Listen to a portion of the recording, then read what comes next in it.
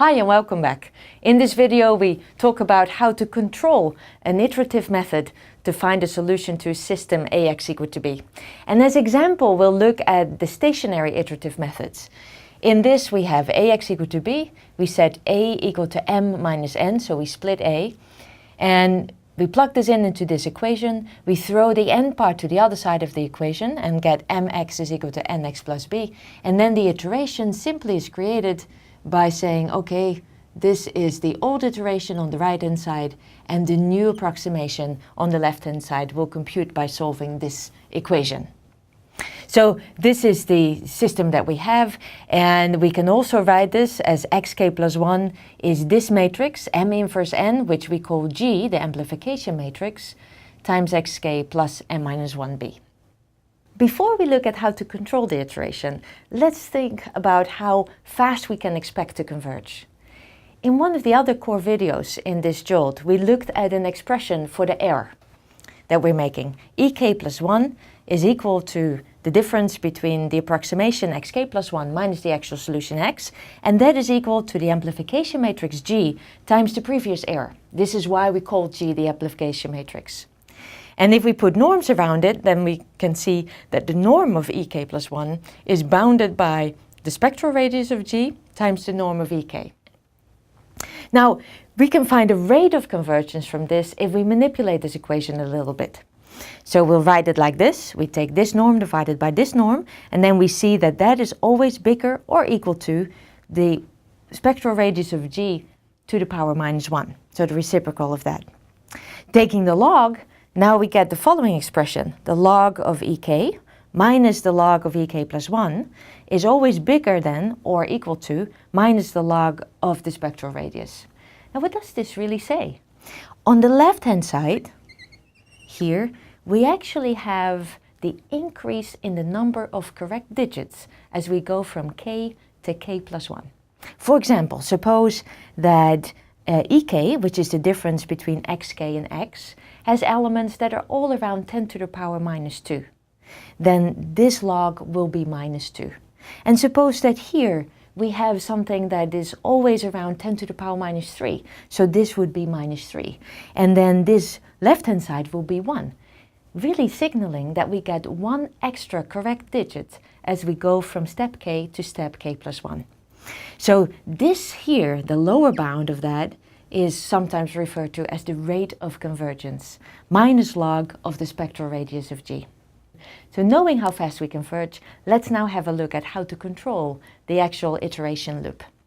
We usually use 3 controls for an iteration. The first one is simple enough. We stop when the error is small enough. Now, of course, what small enough means depends on the problem that we're investigating, and we'll have a look at that a little bit later on. Now, the other 2 are used to measure whether or not the iteration is still working sufficiently well. For example, we would like to stop the iteration when the error is no longer decreasing, or we have the inclination that it may no longer be increasing. And we also at some point stop when the some maximum number of iterations has been reached, because we really don't want to go on forever and ever. So 3 is the most simple one to implement, obviously, because we just count iteration steps. And for 2, we typically check the norm between 2 consecutive solutions, the norm of the difference between 2 consecutive solutions.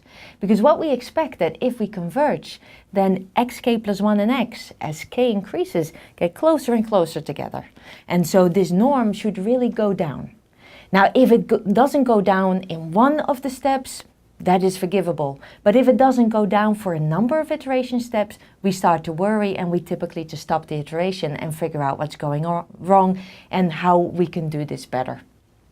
The tricky one is the first one, is how to control this error and measure when it is small enough.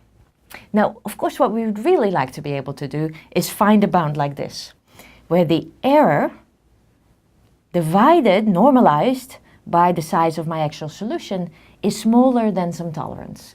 And why do I look at this relative to the size of the solution? Well, If, for example, I get an error with elements that are all 10 to the power minus 6, which seems pretty small, but the actual solution has elements of 10 to the power minus 9, then error of 10 to the power 6 is just simply not good enough. So we always have to look at error relative to the actual solution.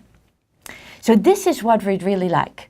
And here epsilon is some small tolerance that depends on the problem that we're investigating. There is just one snag. We don't know the actual solution. So obviously we cannot have something like this. First of all, we cannot compute the actual error because we don't know x, and we cannot look at it relative to x either.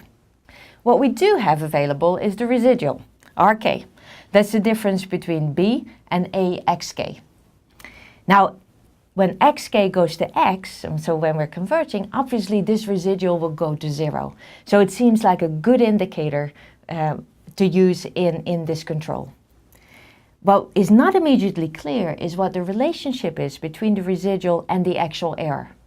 So let's think a little bit about this. If we take this expression here for rk and we multiply it by A inverse, we get A inverse rk, and that is A inverse b minus xk. But remember that A inverse b is just equal to x because ax is equal to b. And so we see that A inverse rk is actually nothing but minus the error ek. Taking the norm of both sides of this equation, we get this expression for the norm of ek. It's bounded from above by the norm of the inverse of A times the norm of the residual. And this leads immediately to what I think is my favorite stopping criterion. It's setting the norm of the residual to be smaller or equal to a tolerance, epsilon, times the norm of xk divided by the norm of A inverse. Now, why is this so nice? Let's have a look. We know from this above relation that ek is bounded from above by the norm of A inverse times the norm of rk. According to the stopping criterion, that now is smaller than epsilon times the norm of xk. And so if we take this xk and divide ek, the norm of ek, by it, we get that the norm of ek divided by the norm of xk is bounded by this epsilon. In other words, if we stop when this is true, then really we're stopping when this is true. Now this is very, very similar to the desirable estimate norm of ek divided by the norm of x is smaller than epsilon. The only problem here is that we don't have the norm of x, but we have the norm of xk. So in the beginning of our iteration, this is not a very good approximation, but as we're converging, hopefully, this norm of xk will of course get closer and closer to the norm of x, so this gets closer and closer to the actual criterion that we would like. Now this is a beautiful convergence criterion, but we just have one problem. It uses the norm of A inverse, and we don't know A inverse, so obviously we don't have the norm of A inverse. Sometimes we can find an approximation to the norm of A inverse that is not too expensive, but most often than not, that is just something that we don't want to do. So what then? Well, what we could do is use some sort of criterion on the norm of the residual. Now again, this needs to be relative to the norm of A, of xk, and of b. In other words, relative to the components of this residual rk, because otherwise it really doesn't mean very much.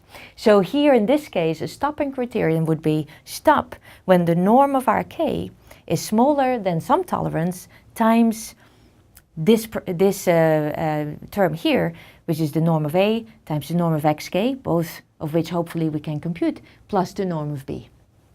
But you see here, we use the norm of A. Now usually we can find an approximation for this, but what if that's hard to find or just too expensive to compute? Then the only thing that is left to us is to just say we want the norm of rk to be smaller than epsilon times the norm of b. So the last thing we still need to talk about is how to choose epsilon. Often when I ask students in class to do this, they say, oh, I'll take a tolerance of 10 to the power minus 3, or maybe if I ask them to do it very accurately, 10 to the power minus 6.